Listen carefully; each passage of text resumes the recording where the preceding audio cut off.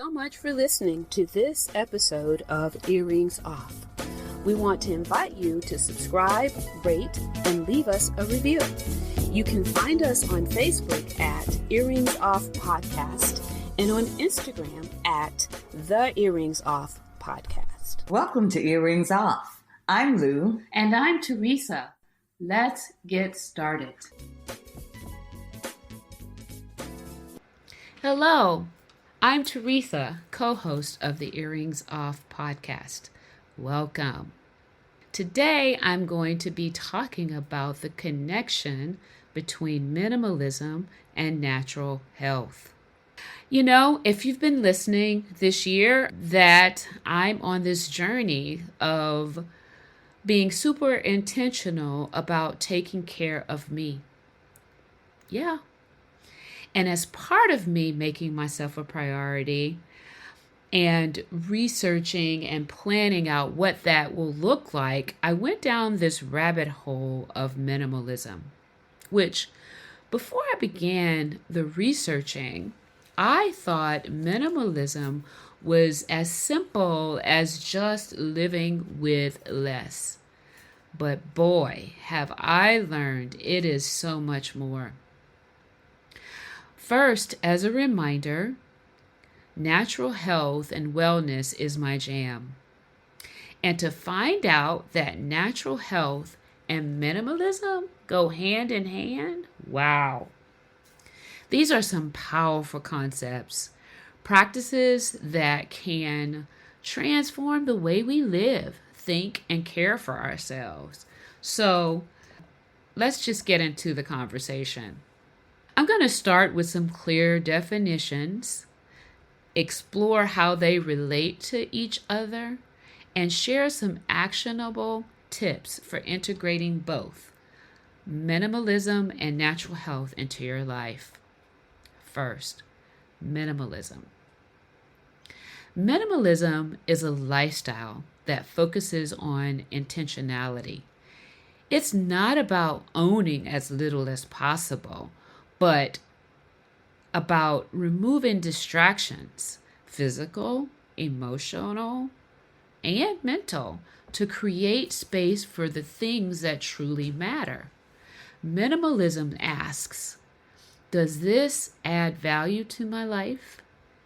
And if the answer is no, it is time to let it go. Now, moving on to natural health. Natural health is an approach to wellness that prioritizes whole natural foods, mindful movement, and holistic practices. It's about working with your body, not against it, to promote healing, vitality, and balance. At its core, natural health is about simplicity, eating nourishing foods, reducing exposure to toxins, and listening to your body's needs. So you can probably already by the definition see some connections, but I'm going to explore 4 connections. The first, intentional living. When it comes to minimalism, we're encouraged to make mindful choices about what we own and how we spend our time. In the same vein, natural health promotes mindfulness and how we eat, move, and care for our bodies. So the takeaway is that both practices require a shift from autopilot to intentionality, helping us to focus on what matters most. Number 2, simplification reduces stress. So with minimalism, clutter. Whether it's in our homes or our routines, it can contribute to overwhelm. With natural health, simplifying our diets with whole natural foods reduces decision fatigue and promotes mental clarity. So here, a takeaway, start by decluttering your pantry. Remove processed foods and replace them with nourishing staples, and perhaps do the same for your refrigerator by adding some fresh whole foods, right? And getting rid of those items that have all of the additives and things in them. Number 3, quality over quantity. Minimalism teaches us to value fewer high quality possessions. Natural health prioritizes nutrient-dense foods and meaningful wellness practices. And the tip is to focus on quality in your purchases, whether it's a sturdy water bottle or fresh produce. And the 4th one, sustainability and eco-friendliness. Minimalism reduces consumption and waste. Natural health promotes sustainable practices like eating locally and choosing eco-friendly products. Combine these principles by choosing reusable, toxin-free household items. Okay, let's talk a little bit more about how to, so that was the connection. Now we're going to talk about combining them. All right, we're going to start with the kitchen. How can you declutter your kitchen in a minimalist and natural health way? Get rid of any expired or processed foods. Organize your space to make healthy choices easier.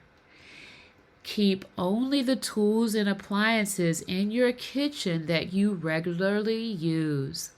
And this one, I tell you, is a hard one for me because I love to cook and I probably have more tools in my kitchen than the average cooks, right? And I do use them all. Some of them are duplicates, yeah, but I have some work to do here. But I'm up for it. I'm up for it. So, number 2, simplify your diet. Focus on whole foods, fruits, vegetables, whole grains, and lean proteins. Try meal prepping to reduce daily decision making. Eliminate artificial additives and ingredients that you can't pronounce. Okay? Now, another one that I need to have some work on is decluttering your schedule. Whew, y'all. This is a tough one for me, as I expect it is for you too. But we have to do it. Reduce commitments that don't align with your health goals. Make self-care a priority. Set time aside for movement, relaxation, or meditation. Next, mindful movement. Choose simple, accessible forms of exercise like walking, yoga, or stretching. And you need to focus on consistency over intensity. This is a hard one that some of you probably will side-eye me for, but digital minimalist. Reduce screen time and digital clutter. Unsubscribe from email lists that provide overconsumption or unnecessary spending. Okay? That's a tough one too. How many email lists are we members of? I know. Okay, so let's talk about the challenges that come with trying to overcome getting started, right? One of the challenges could be emotional attachments to stuff. Like that outfit that everyone loved seeing you in and that you got the most compliments on, but now it doesn't fit you, but you hold on to it because one day, I digress. But anyway, you get the picture. You have to, when it comes to emotional attachment, you need to frame decluttering as creating space for your health and well-being. I mean, it's taking up space, right? So you might want to get rid of that outfit. Actually, you know what? I'm talking to myself.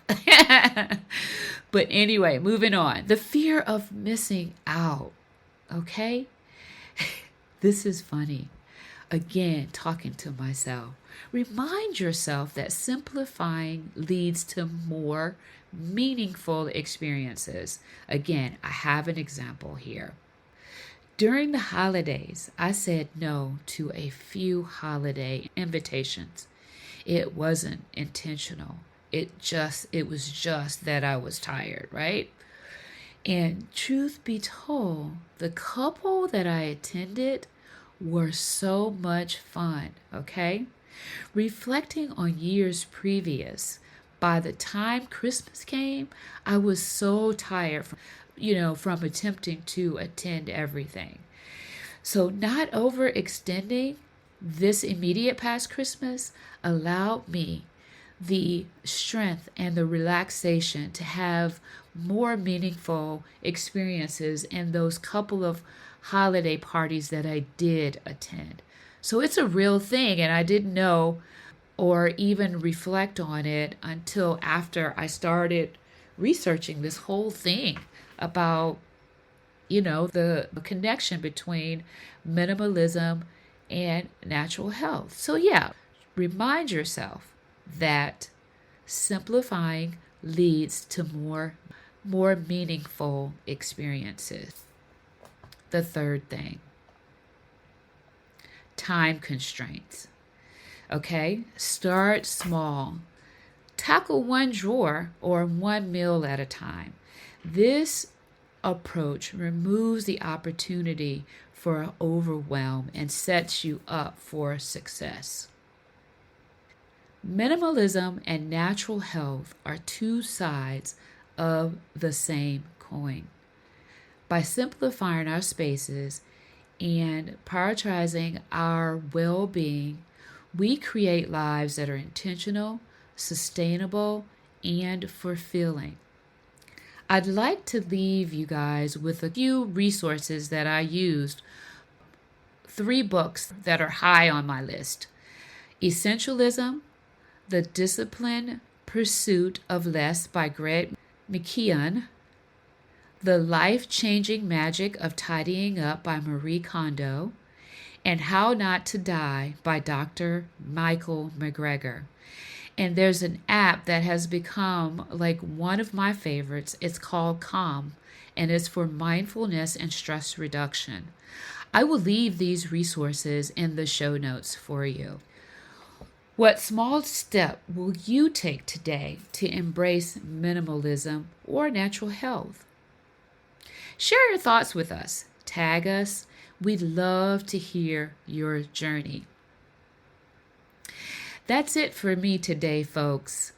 I encourage you to please subscribe to the podcast at www.earringsoff.com. Share this podcast with your friends and family, and be sure to give us a thumbs up.